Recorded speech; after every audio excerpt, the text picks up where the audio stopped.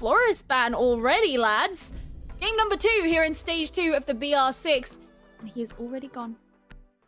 This was one of our concerns, and I think Flores, you think about the kit that they bring, you think about what they're able to provide in terms of not only information, but obviously removing pieces of utility, because that is what the drones are targeted toward.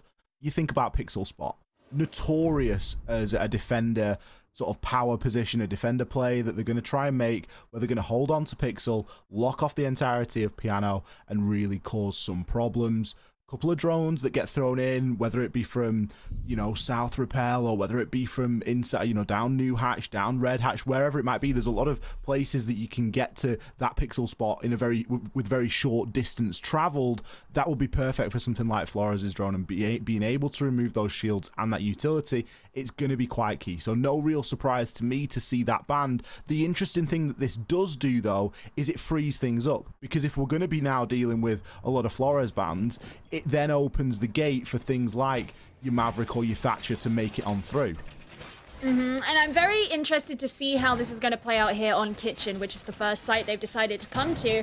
I mean, for example, when you have drone holes like the one over in Freezer, you can just send one of those drones straight on in. And if there isn't someone directly watching that part of the map, you can get away with removing all sorts of utility. So it's going to, I think, influence the spread of where the defenders have to be, where they have to watch, what they have to be looking out for. I mean, obviously not going to be in play for this one, but it's just the influence that it could have changes that so much. So maybe in a way, Black Dragons will be kind of grateful that that's been removed. I don't know. I mean, Santos are starting off on attack, and it was them who banned Flores, so I guess they could have kept him in to favor their attack, but I suppose they've decided that the second half is way too risky. Attacking itself on Cafe can be quite risky business. It's never as sort of clear cut. It can be a very difficult map to approach on into, and especially with some of the lengthy clears that you have to do in particular. You know, even when you're dealing with Kitchen, you're going to want to try and have some presence on that top floor, and we can already see that with drones working on ahead and clearing out that top floor, and Nomad being brought. Destiny getting himself into an opening engagement, as there are players on the side of Black Dragons on this top floor and occupying. Mainly Rez and Proxy is going to be playing pretty tight on those white stairs. Nade kill, though, to open things up. What happens when you don't bring a Jaeger or a Romai? If you don't have anything that's going to prevent projectiles coming in and punishing you, then you might just get punished by the projectiles. These Black Dragons weakened so far. Destiny very close. One of these players, he's not going to overstep his boundaries. One of the things that I said about Santos at the start is they have historically had very poor vertical play. On a map with 3 floors like Cafe Dostoevsky, that can certainly come and hurt you, and it did back in stage 1, and I want to see if that's going to continue to be a problem. That air jab is going to deter the push down the white stairs, but for the most part of the attack, these holes still being open. The vertical pressure is still happening, and that's certainly nice to see. It is a requirement here, especially when attacking onto Bakery and Kitchen. You're going to want to try and get yourself in and to work that vertical. Freeze has been reinforced and electrified, which is certainly one way of doing it. Another way is to leave that wall soft and then place somebody inside of Christmas or VIP. And while Black Dragons have got people in that vicinity, reinforcing that wall, it does cut off any visibility if players from Santos do start to drop that hatch. Heavy presence currently inside of the Bakery as Destiny's kind of eyeing up that wall. Could be getting dealt with relatively soon, as Hunter is going to be above. We do have a down player on the side of Black Dragons, and we can catch him out. out. Going to be confirmed now. Hunter, he finds the shot onto the foot of Live, but comes at a little bit of cost. 2 frags go down in favor of Black Dragons as kills continue to trade on through. Now an equal 2 versus 2, and it's, well, a side push that is going to be required. Ion, beautiful crossfire there. Just dipped himself out into that double door and was able to provide some cover.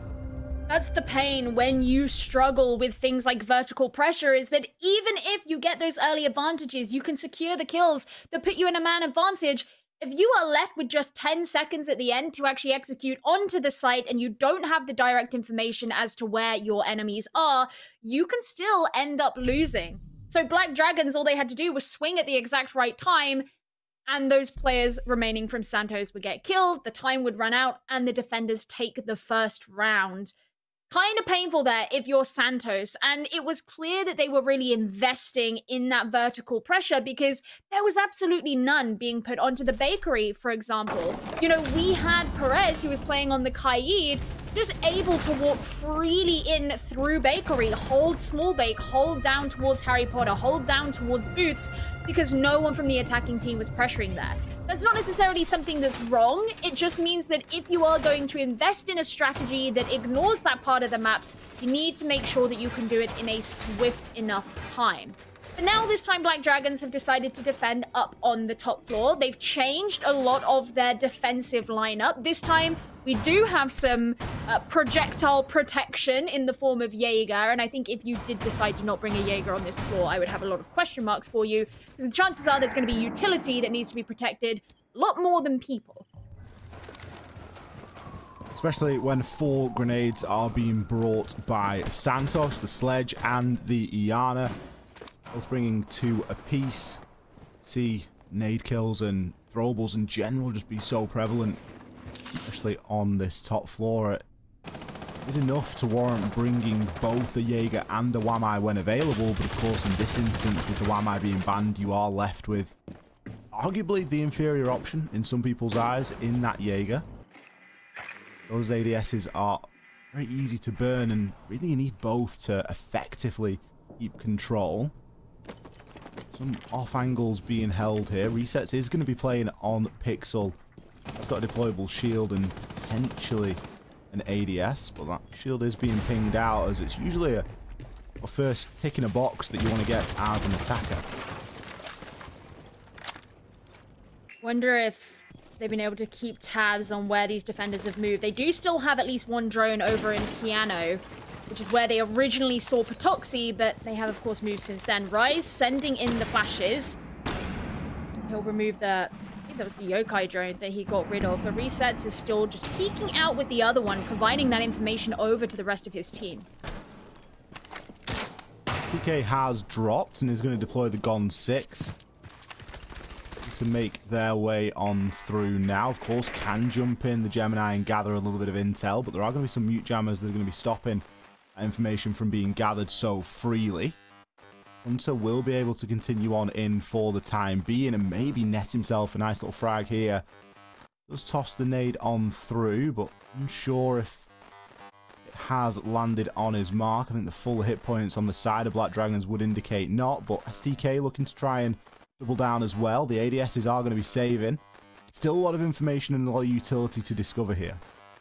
Under a minute remaining, though, and all 10 players are still alive. Once again, Santos may find themselves in a position where the time just is ticking beyond the means of anything that they can do with it. I mean, they're still looking for information. STK finally goes down, which is absolutely not going to help their cause. And this time, they didn't even have to worry about significant vertical play. They're just worrying about that top floor, which Black Dragons have barely had to do anything so far to continue to hold on to. Well, the plant is going to start going down with 9 players alive. Cons, how have you found the space and the time to confirm that? The kills are now going to have to start to fly, but with a player up on the skylight, it's going to be increasingly more difficult here for Black Dragons to do anything about it. Kills continue to flood on in, but you've got to remember, Santos are in the power position here. The skeleton key will not work at close range. It is all going to be down to Hunter. Now, a very tricky position. He's got to play this well. May have some information out there that's going to assist him. He's certainly going to be able to get audio cues, but as soon as he peeks, he will be shot at. He's going to try and deal a little bit of chip damage. Gets the all-important down onto Resets. We can see that the timer is ticking. And, well, nobody on that defuse means that the round will confirm for Santos here. Hunter going to find that final kill onto resets after he got revived. In an attempt to save KD. Not really sure what was going on there. There was around 6 seconds left at that moment in time. It was all getting a little bit too late. Messy situation, and it was very risky to essentially rest your entire strategy on the fact that you were going to have a guy available on Skylight, you know. And even though a lot of the other post-plant positions ended up going down, they did feed into the overall benefit of wasting time. Black Dragons focused their kills on those players, which meant the time kept ticking, which meant they weren't going onto the defuse, which meant they weren't paying attention to Hunter up on the Skylight. So yes, it worked in the end, but that's not the kind of strategy that I think that you can repeat multiple times over. So if Black Dragons do decide to go back to the bar site, likely in round number 5, I don't suspect Santos will be able to pull something like that off a second time. I mean, just the fact that Cons was able to get the plant down was a miracle in itself.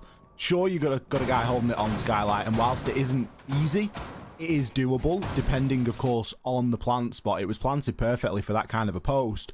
The fact that he was able to even get the plant down in the first place was the real impressive thing there, I guess, because they were essentially 4 versus 5 at that point. You've got somebody locked into planting the diffuser as well, so you're essentially then in a 3 versus 5 for a couple of seconds while that goes down, and all the odds just seemingly stack up for Black Dragons. But nonetheless, it is a round that Santos are able to chalk up for themselves. We can now look to see how they want to progress attack onto this middle floor. A lot of soft destruction on the side of Santos, which is entirely unsurprising given that the typical way to attack onto this site involves opening up Cocktail above. You take a lot of the vertical control so that you can not only clear out what's beneath, but hold on to control for it for a post plant as well, once you finally have someone putting down the diffuser in the site itself. So having a lot of that, especially given that one of them is a Sophia, you can use her to clear out utility. And then you've got the Yana with the Gon 6-2. In theory, they're very well set up to be able to take this. It's just a question of whether they actually will, whether it's going to be successful, whether they're going to find themselves in just as scrappy gunfights as they have in the previous 2 rounds. Initially, Santos going to be looking for some sort of an opening pick here, as there's a bit of window play going in, but the main force of pressure is going to be through Red Hatch. The typical place to start your push on Cafe. So going to look to try and extend a little bit further down, maybe look to pressure in onto pillars as well, as Hunter is smashing his way over into wheel room. Still utility being played upstairs along with a couple of defenders, so it's not really something that Santos can afford to ignore at this point. Again, lots of droning, but it'll be Ion to find the first kill onto Hunter. That could hurt them, given that that's your sledge. You want to be relying on him to open up a lot of the floor. You do, of course, still have Rise on Buck, but nonetheless, that's not an opening pick that you are looking for. And I mentioned the droning before, not because it's particularly special that they're droning. I don't know if you know this, but most teams drone. At least they should. But it's just that Santos spend a lot of time doing it, and they never seem to be overly satisfied with the information that they have. They're not fast enough at acting on it. And it has been the cause of a lot of time being wasted. Ion might be able to get a kill here. He does indeed, straight onto Destiny. That's going to significantly weaken Santos even further. Hans has a chance to respond and will do so. STK picking up a frag as well. Very quickly, things have leveled out, but there's still a top floor presence to be dealing with here. Live going to try and jump his way down as he finds a frag over onto STK. The time to rotate back to site has come. There's all left Rise in quite a difficult spot. 1 versus 3 and already getting pre-fired onto. Will be able to take down Live.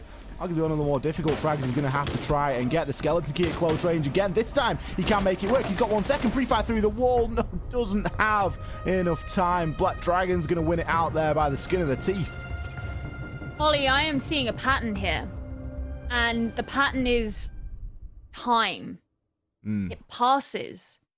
It ticks down. Cruelly through the ether. And as a direct result, it causes losses on both sides so far.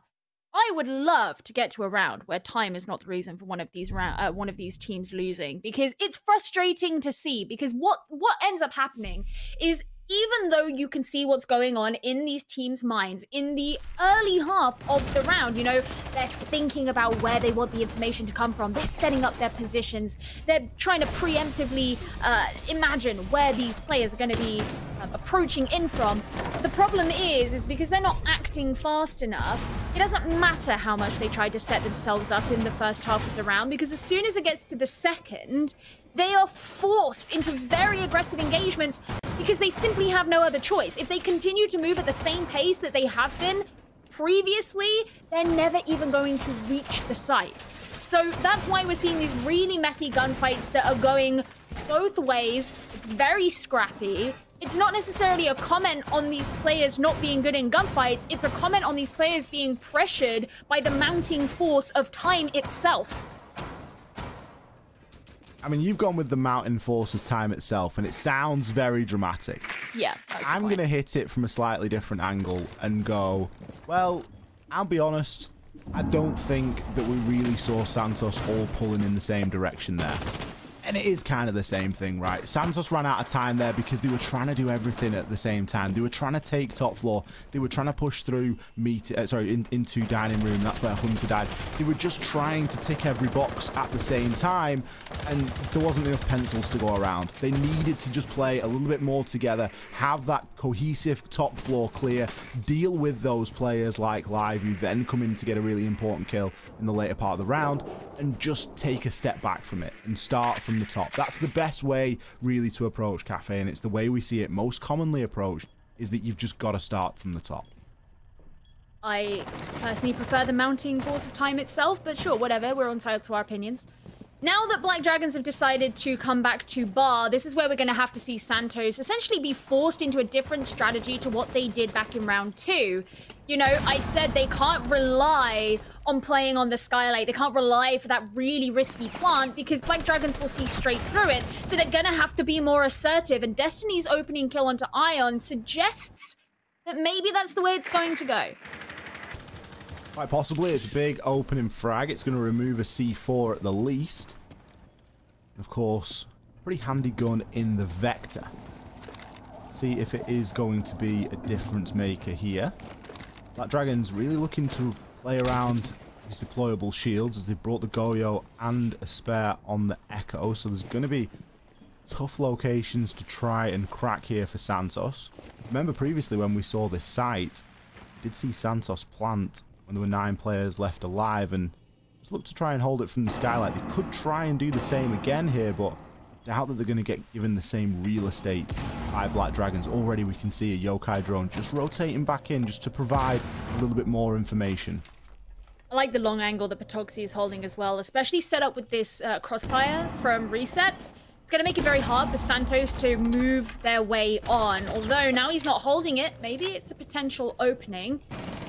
There's one of the Goyo shields that's been exploded, but STK is still yet to actually take control of Piano itself, and Freezer has not been cleared at all. That gives Resets so much impunity, and he can just bring STK down with it. Resets barely breaks stride for that frag. We see Perez find one onto Destiny in return. All level at an equal 3 versus 3. A second important frag and a third! 2 kills with the SMG-11 and a bit of a turn and burn isn't something we get gifted every single day. Resets, he's going to finish things off from the Freezer in a night and day difference round there from Black Dragons. Just completely no attempt to clear him out from where he was. You know, Santos, who have been bringing a lot of projectiles, you would assume that they have the resources that they need to clear out a player who is holding on to Freezer. And it's such a pivotal part of the map. You'll hear a lot about pivotal parts of maps on various maps. You know, Bathroom on Clubhouse is one of them. Usually they are small rooms that are in the center that can prevent you from crossing through into the next part of the map that you need to take control of. So in this case, it would be Freezer. And if you can't clear him out, then he can hold any number of angles onto the routes that you need to take in. You will not be able to move forward without him being gone. unless you fully decide to rotate around, come in through the other side of the map. But that's not really a practical option. So I'm disappointed that Santos didn't do that. I don't know how much protection he had insofar as things like Jaeger ADSs go. Wamai's been banned, so they don't need to worry about Wamai discs. And I mean, it's just an Echo, man. He's fairly harmless if you can blow him up. Santos doing that could have changed their fate in that round. Let's see what we end up with in terms of a split here, as Santos have shown us some good things on the attack, but ultimately have lacked that killer instinct and that bite. It would be nice for them to finish here at an equal 3-3 or even a 2-4. We need to see them try and work together here. This looks as though for the time that they're going to be doing just that. We've got a couple of players here up on the roof. If they are going to go for that comprehensive top-down clear, now's the time that they need to be executing that. Yeah, that's what they really struggle with back on round number 1, is you could tell they were making the effort to actually carry out that clear. It was just so slow. Now, Perez being shot at but not actually killed, that just tells him where at least one of these attackers are. So he can keep an eye on that, especially from the protection of the mirror window. Ion, ooh, okay, doesn't quite get the kill, but he can still hold on to that angle once again, making it so much harder for the attackers of Santos to move through the top floor. Destiny going to be holding into Cocktail as well, with STK getting himself on the rappel. We could be looking for a little bit of coordination and teamwork here. But ultimately, it's going to be Rise to find the frag. Perez will fall as well, as STK kindly converts that one from one of his teammates. All of a sudden, with a reasonable roam clear completed, you can start to see Santos pressure on down. They've still got a lot of vertical angles to open up. They still have sight to deal with, but at least we know that they're not going to be getting flanked here. Santos, I hope for their sake that they can take advantage of the space that they've been given by getting themselves those 2 kills. Black Dragons, the remaining 3 players, have convened together down on the bottom floor. So Santos, I don't know if they know that. If they don't have direct proof, they'll probably be assuming it, but they're still going to take the time to ensure that the floor above the site is clear. Now, there's the ping coming out. It's one of those yellow pings. So it could be that Black Dragons are going to get ready to try and throw a projectile up. They have 1 C4 remaining. But that's still going to be in pocket here for resets so far. Toxie trying to give some pings there based off sound. And, well, unfortunately, for Black Dragons, it is not going to land. There's still some nades that could come on through as well. But you look at the time and you do start to worry.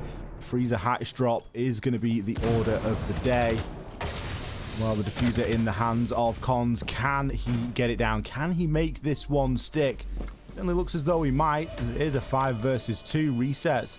Has to try and retake and push back on in, but you can just see how starved of information he really is. Toxie has made a rotation up the red stairs, but from this position, it feels as though this is a round for Santos. And let's be honest, they deserve it. They had a great top floor roam clear. They were able to quickly and effectively take down 2 of the players on the side of Black Dragons. Any kill that Toxie finds here is likely to be impactless. He's shown himself to be a good gunman as well. Back in stage 1, he got that really nice kill just then onto Rise as well. But being a good gunman doesn't really change the situation you're in right here. Can't even get that last kill onto Hunter, but even if he could have, there were still more players to deal with. There were still no seconds left on the clock. I agree with you, Ollie. It was time that Santos found a successful plan and a round off the back of it, even though it still was tight for time. I think it was about 12 seconds left to go when Cons landed the diffuser. But once you got it down, especially if you can set up for a post plant as effectively as they did, then you should be finding yourself a win. And it makes our scoreline look significantly more even than maybe some of the rounds before would have suggested that it could have been. Yeah, I mean, Santos now have the chance of a 3-3. And if not, then a 4-2 is probably worthwhile. You know, they haven't played great on a couple of rounds. They've made some huge adjustments there. And it was a pretty much stark contrast with the way that we saw them previously attack onto Kitchen with how we saw them actually going at it there inside of round number 5. If we can make these changes and continue to do so, we've got ourselves a bit of a chance here. Now, last time we saw Santos attack onto these two sites, Reading and Dining, we did see again that very split push style, which just wasn't working for them. Hunter got taken out inside of Train as he was pushing in relatively flat and trying to be that sort of disruptor on the site and force some players to move around, maybe get a couple of cheap kills. But he was playing on the sledge and he has the nades. He's got to be in a better position than that. You've got to get him upstairs. You've got to get the most out of that operator out and out of that utility. And I think that if Santos again now go for this top floor roam clear, it's not something that you can avoid doing. You've got to do it at some point, and it's better to try and get it out of the way at the start. Yeah, I'm certainly intrigued to see if this is going to go differently.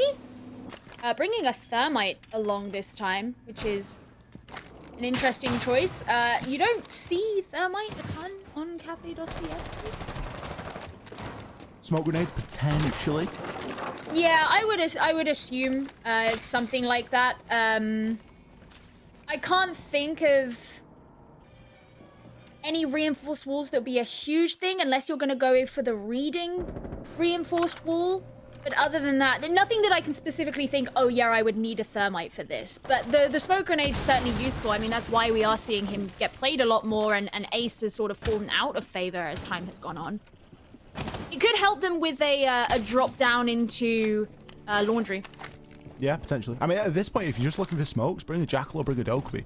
Bring something like that that's going to give you a little bit more in terms of assisting that roam clear, because when Santos do commit to that roam clear, they get the job done. They usually spend a little bit of time doing it, but when we've seen them do it effectively, it really hasn't cost them all too much. Already we've got players that are going to be looking to try and push through inside of this pillars area and inside of this wheel room, and you do already start to worry that they're just going to try and approach this the same as that we've seen them do previously. Well, they are just outside that wall that I was talking about, so it could be that they're going to go for that, but they haven't cleared out live from above. If they move away, he could easily get a kill onto them, which he does, straight onto Hunter, and right after the exothermic charge gets deleted by the denial on the other side of the wall. So that plan already straight in the bin, and we're on the final minute of the round. Destiny will be able to respond, but you wonder how many of these kills can Santos get just challenging horizontally. Defenders have got a lot of land to go at here, and Live already going to look to try and stretch his legs. Confirming another couple of kills. All of a sudden, Rise is left in the 1 versus 3, wiggling around either side of the pillar, pre-firing as he goes. Again, Rise in the clutch situation. He was 1 versus 3 last time.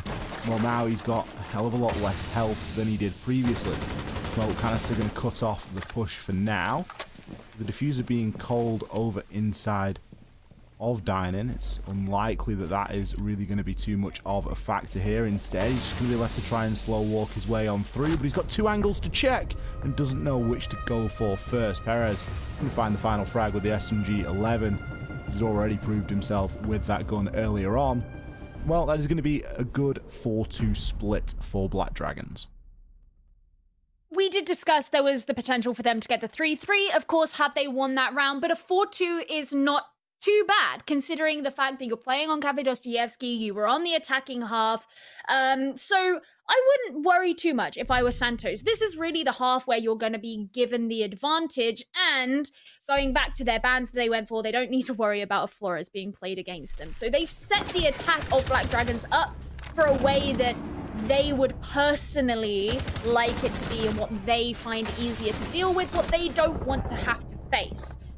Santos going to be playing the shields.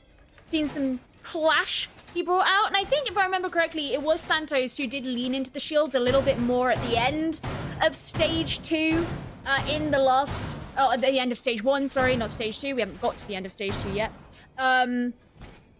And they did find some success on it. The problem is, I think, really at the very end, it started to get read into a bit more. And again, they needed to just diversify the way that they were playing it, actually be a bit more versatile. And I wonder how Black Dragons will be able to cope with that. It's always something to try and contend with, isn't it? Clash's shield. And we see Clash be brought, we see Clash be effective, we see Clash be brought and not be effective. And it really does depend on how the team sort of responds to that and how they're going to look to try and assist that Clash in doing whatever it is that the Clash is looking to do. Typically, block off a line of sight, gain a load of information. Just think about this game in particular, and there's so many different options for, you know, being able to gain that information. We've seen a lot of mirror played so far tonight, and mirror is another option that you can bring as sort of a pseudo Clash. You get a couple of mirror windows that you can place on out there, so it really does all depend, and especially if a lot of these players get taken out on the roam, which is what we're seeing at the moment from Santos. There's quite a heavy investment into this roam game and into this time burn. Really could leave Cons in a little bit of a sticky situation later on. It is actually really interesting. Even though we're not seeing a mirror be played in this round, it is interesting what you say about it. It just suggests that shift in the meta where there are more valuable defender bans that you can do. Now, Santos are being quite disciplined in how they want to return, or rather when they want to return back to the site, which I think is nice to see. They could find themselves getting punished if they all remained on their roam for far too long. So being quite swift in that decision-making, I suspect will help them. It means that Black Dragons still have to spend a bit more time ensuring that the other floors are clear before they can actually come into the engagements with them themselves, by which time not a ton of time is going to be left remaining, and they'll be fighting up against 5 players.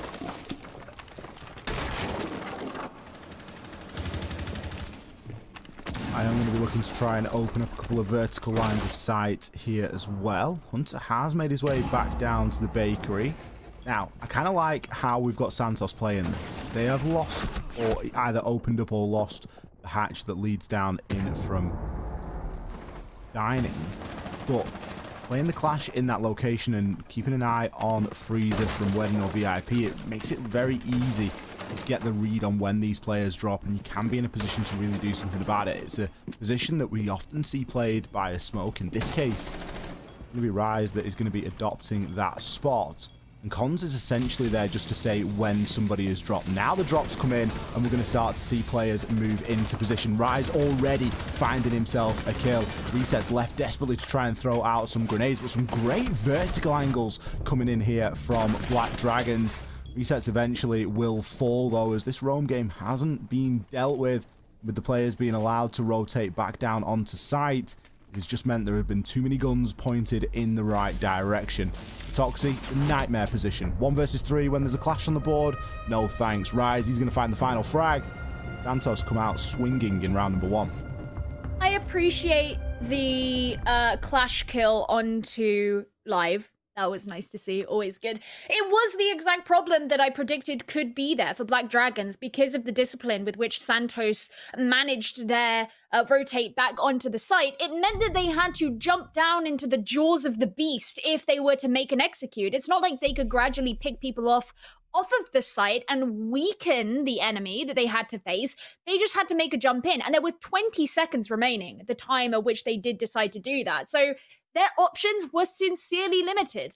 And then with Rise there, he picks up 3 kills from himself in that entire round, just ready to pick up everything that was coming through the hatch as Black Dragons jumped on down with the support of Cons as well.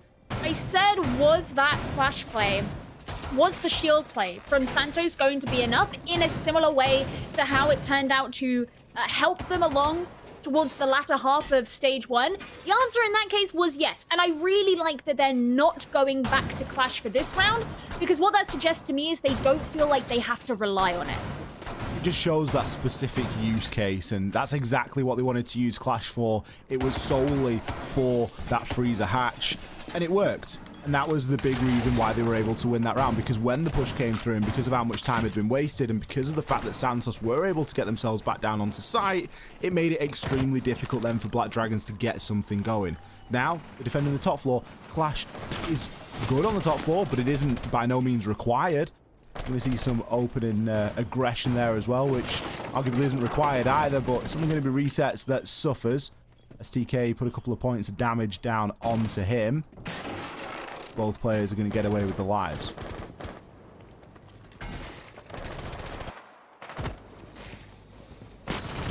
want to see how the speed of Black Dragons changes here. One of the things I spoke about at the start is that they were kind of infamous for how fast they did everything in the last stage. They've made these changes to their roster, and they certainly have slowed down. I think overall that will probably benefit Black Dragons because it means that they're thinking about things more. It allows resets to get that kill. There you go. You're being careful. You're doing your due diligence, I should say. But it still did put them in a position in that last round where they had not much time left over and they were very slow.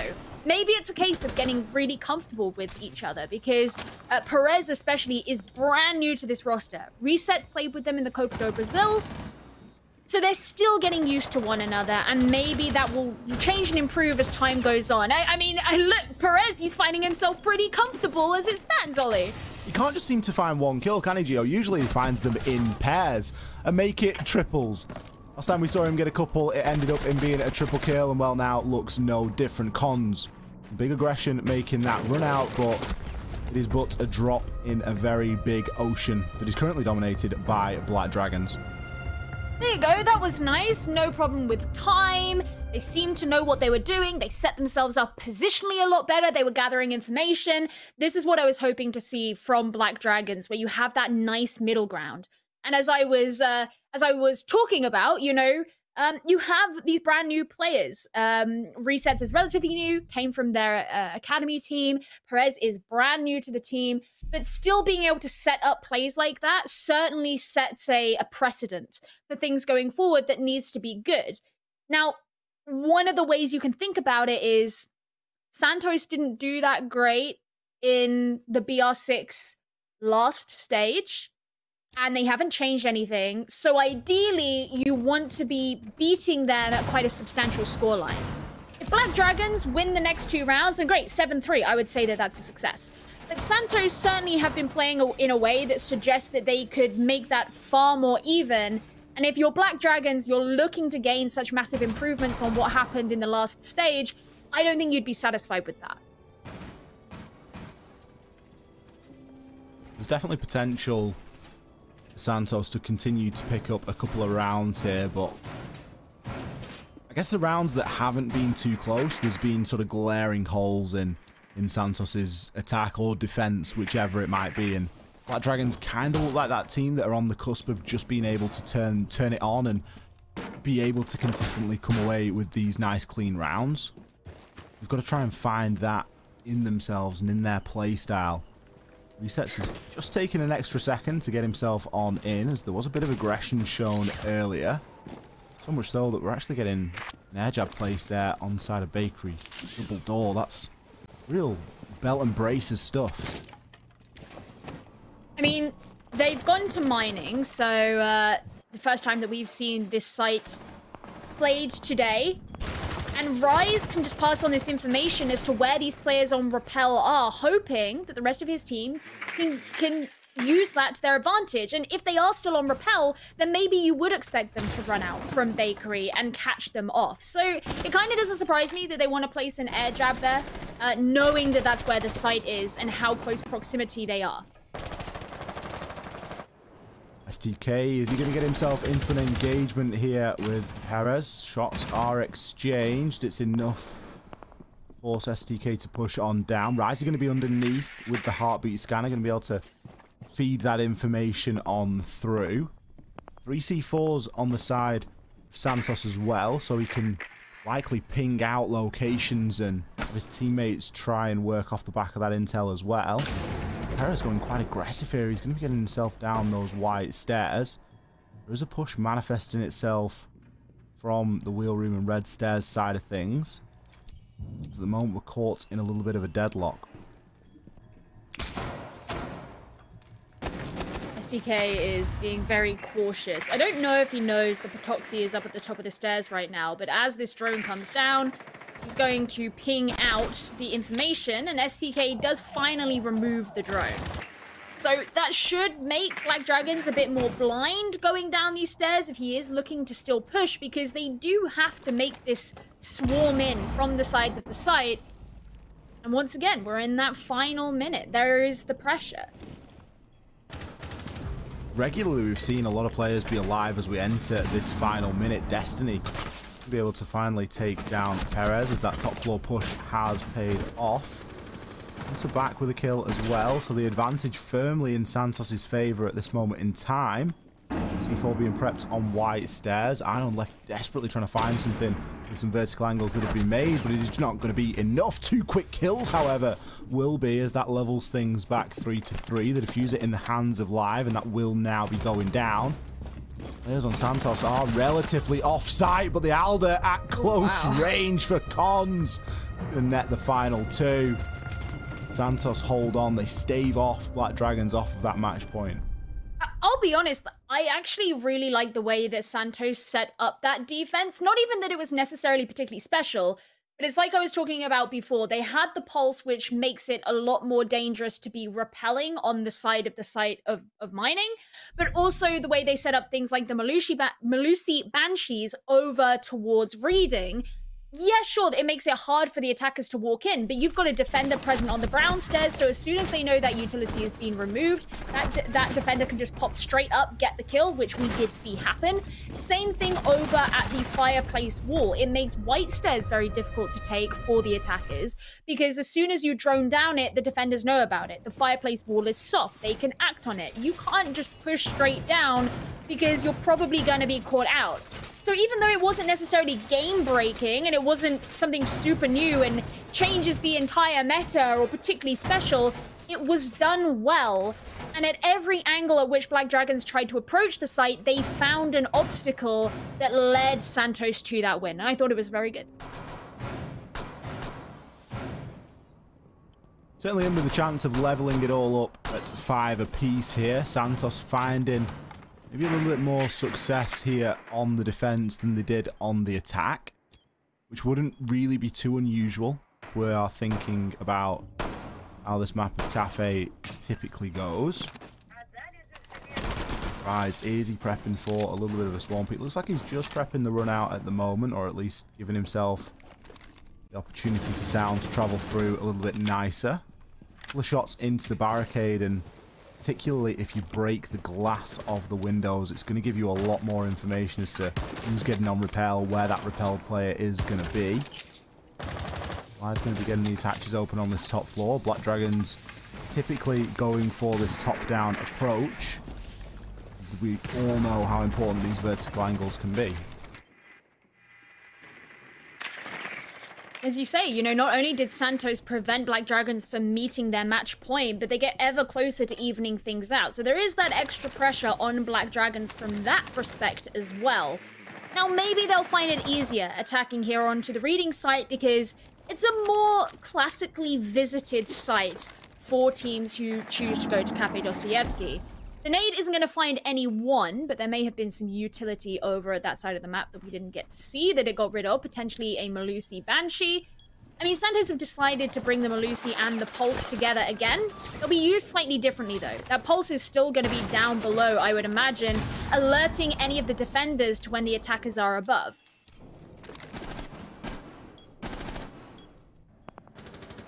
SDK has a ping to work with there. There's going to be plenty more coming out from Rise and that heartbeat scanner. Hunter's actually got C4 prepped here on white stairs, but he's maybe going to get droned before he's got a chance to use it, and quite rightly will dip off for the time being. It's a cautious extension and a cautious roam here really from Santos. They haven't fought these positions too heavily. Instead, they've just dropped off back every single time, kept themselves alive, and left themselves in a position to use that utility.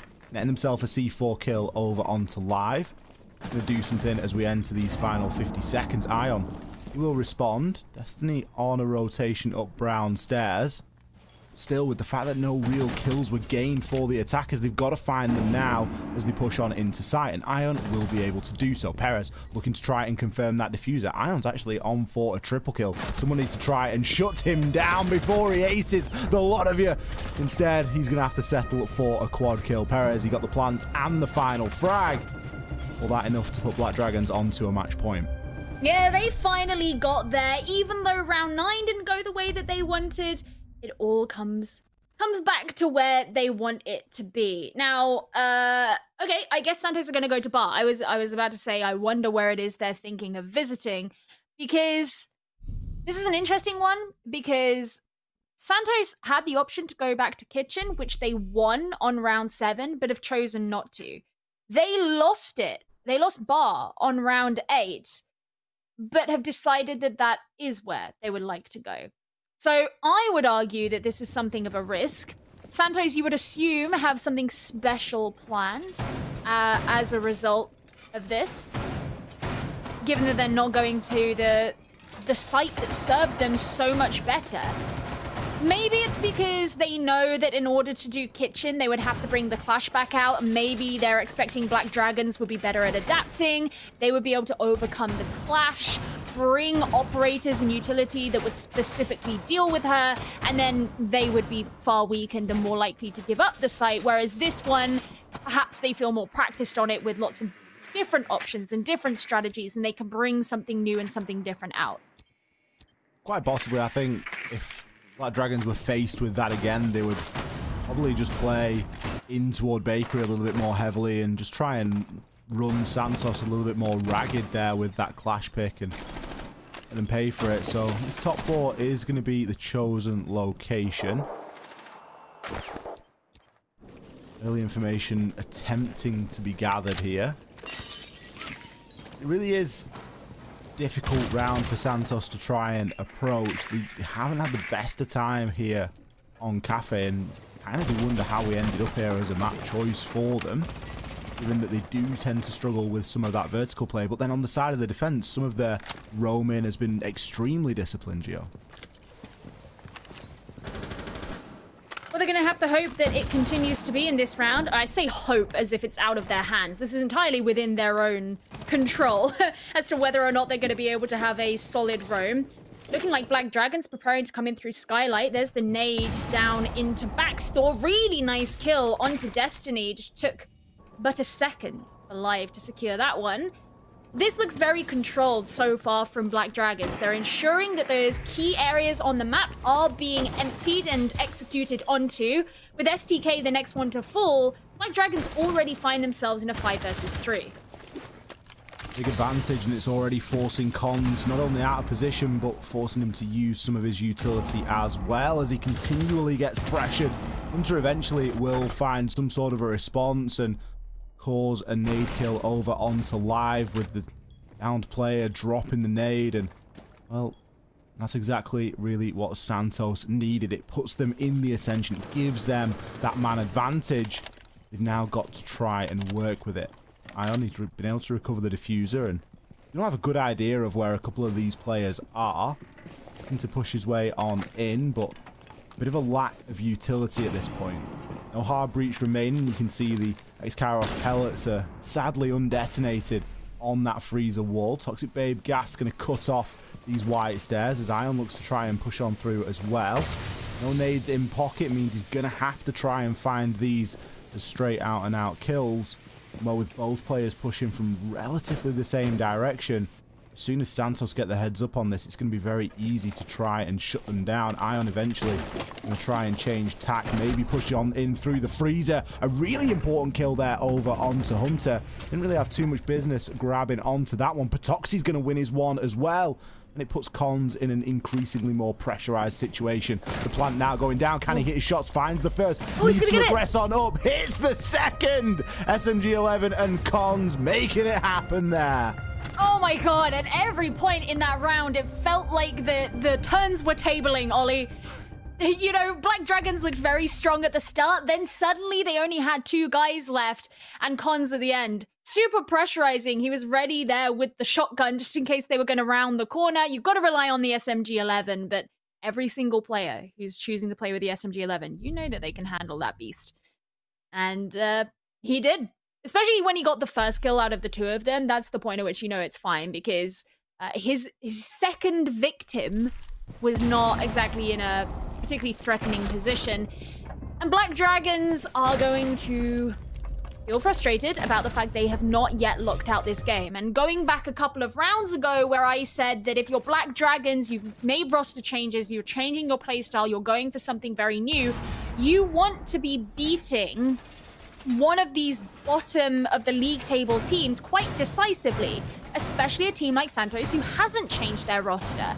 Now, it's clear that Santos have changed their playstyle. It's clear that they've done a lot of scrimming, they've done a lot of practice, because this is not necessarily the Santos that we saw last stage. But with Santos getting ever closer to the scoreline that Black Dragons are at, or the number of rounds the Black Dragons are at, it is a frustrating predicament to know that you have not proved yourself as decisively as you would want to in Playday number 1.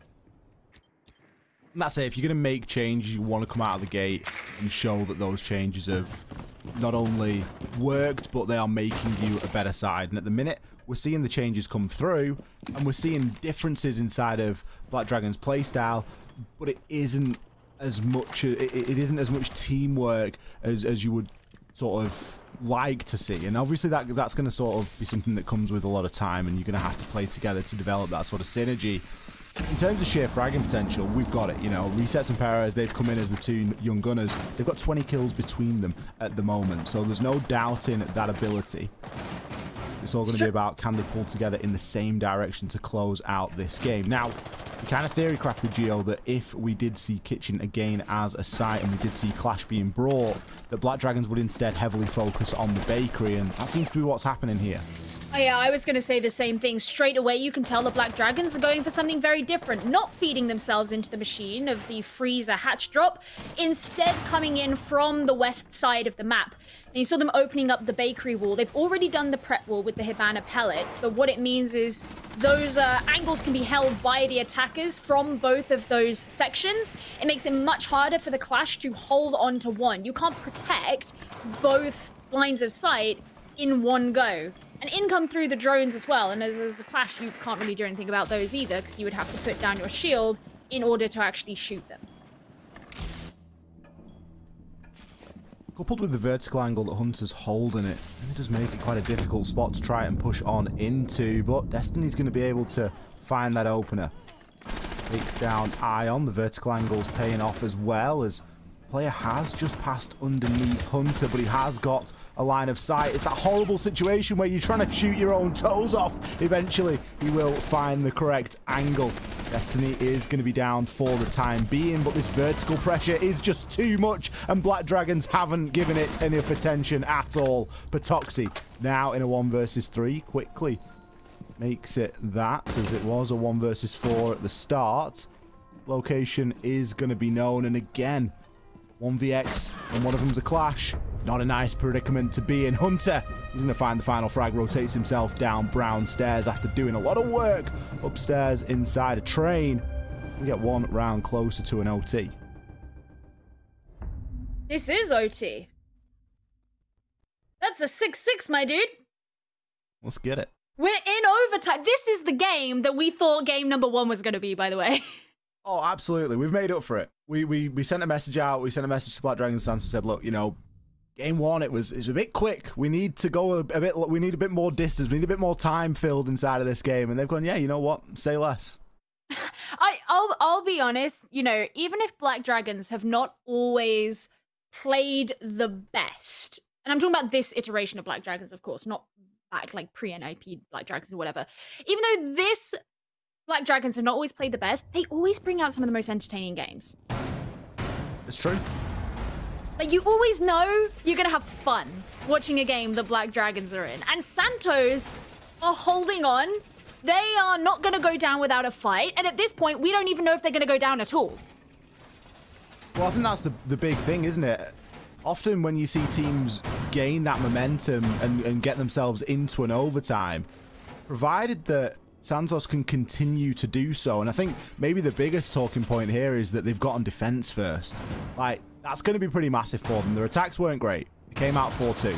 On the defense, they've been able to do exactly that. They've been able to come out 4-2 again. This time, the 4 to them. So, for me, you've got to give the advantage here to the team that gets that defender side first.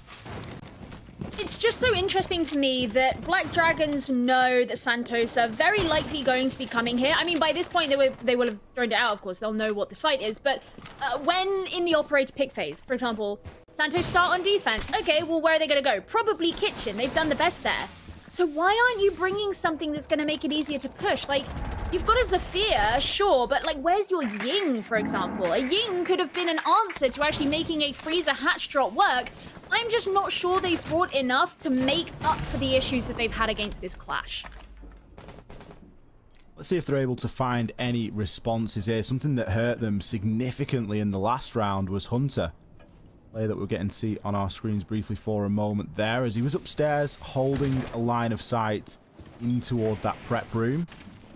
He was able to deal a lot of damage, cut off a lot of progress, and gain himself some really important kills from there. That vertical game is something that you just cannot afford to ignore. Oh, STK, you hate to see it. Live was prone a little bit further away from the reinforced wall and just by the narrowest of margins had a better angle. It was very risky because you got 3 players out in bakery and you want to try and hold the angle onto one of them. So I suppose I commend the effort, but it just makes me nervous knowing that you're on 6-6. Do you want to be that risky? I don't know. Well, anyway, rip to STK. Gone but never forgotten, and he's going to be watching Cons' POV at this point. That's why the little clash symbol is next to him. Black Dragon's continuing to do work and opening up these walls, and Cons will, of course, continue to provide information over to the rest of his team, who are all a bit further behind, trying to hold on to the angles that Black Dragons will eventually walk into, and that's what helped them secure the victory of the last round. You get the feeling that this entire round hinges on Hunter, and as I say that, Hunter gets himself taken on out as Perez finds himself 2 great kills. How is he given the space and time to do that? It's going to be almost be a flawless rise, finds 1, but how many times have we seen this man in a clutch situation here tonight? It's a post-plant situation. Ion has the long angle to be able to pick up that final kill. Finally, Black Dragons get some success inside of the kitchen. Now, here's my question. If Santos win this next round and we go through to a round 15, where does Santos defend on round 15? Because they just had their ostensibly steadfast defense be picked apart by Black Dragons. We'll have to find out because we don't even know we're going to get there. And Black Dragons looked so much stronger than Santos on the first half of this game when they were on defense, and now they're on defense themselves. Going up to reading? Which one is that? Is that reading and mining? Is it fireplace and mining, or is it reading? I assume that it's reading because it's got literature, which is like literature, right? Yes, I was right. I honestly thought you were giving us a re. Like a full gamer moment re. Apparently not to be. It does give the advantage here significantly over toward Black Dragons, especially when we think about how this site went way back when Black Dragons were on the defense in the first half of this game. It was a map, it was a site that Santos refused to clear that top floor. How many times did Live fly over that top rail and grab himself a couple of kills? It just wasn't acceptable how many times the same thing happened. Santos, they need to do something about that here. They can't afford to give Black Dragons all of that time and space to work with. They need to try and deal with that roam game and that top floor control. It's a question that they've posed to Santos multiple times, and that is, have a bit more respect for the vertical. Why isn't it something that you take as good a care of as you could be doing and you should be doing? We really need to see them work that now. I do not want to see Hunter dying inside of either train or dining. I mean, I don't think they're going to go for the same approach that they did back in round 6, where because of course they brought a thermite that time. They were going for the reading wall. They don't have a thermite this time. They brought a Hibana, and I don't think you would necessarily go for that approach, knowing the differences in those 2 hard breaches. So I'm hoping that they will follow your humble advice, Ollie. They are droning out that top floor. They can see that there's a lot of utility there. There's a lot of reinforcements. They've got the shields. They know there's going to be players up there. I'm really hoping that they don't ignore it. You actually have 2 in the backstore freezer area. Please kill them. Get in there and take a gunfight. That looks to be what Destiny's doing. He's just going to wait for the drones to catch him on up. As will be droned out there. Even though the mute jammer's there, you kind of get the inkling that you know at least one person's going to be playing there, and as if a shotgun shooting at the drone isn't going to be enough. Destiny just waiting for a little bit more assistance, looking for some pressure. You could see that come from the form of Cons if he gets himself out there onto the rappel, but for the time being, Perez is just going to be allowed to peek onto that angle, and that's a dangerous player to allow that much space to. So they took the drone all the way up to his face. That's going to lead Perez to throw out one of the Toxic Babe canisters. Which, by the way, has the sound for that changed? It feels like it has. Because I swear it sounds like, you know, when you put something in a frying pan, like some bacon or something, it's like... That's what, yeah, it makes me hungry. Yeah, exactly. Well, there's another Toxic Babe canister. It's going to continue to push STK back, but he's playing it very patiently so far. Santos going for this top 4 clear, but it's taking them so much time. They do get a kill, but it's returned. The backwards and forwards still means we're no closer to knowing if they're going to be able to make it down onto the site. That pre-play C4 gives me the heebie-jeebies as well. Patoxy is going to be able to take down Hunter in a position to find himself another here. He might be low health, but at this point, he's wasted a ton of time. He's found a couple of kills, and if he can grab a couple more, well, even better. STK eventually one to shut him on down, but the pre-play C4 did come through. STK, a very difficult position. Goes for the drop, cannot land the shots. Black Dragons, they are going to secure a win here. Oh, that's so painful. He was like a millimeter off as well. He could have taken that into round 15.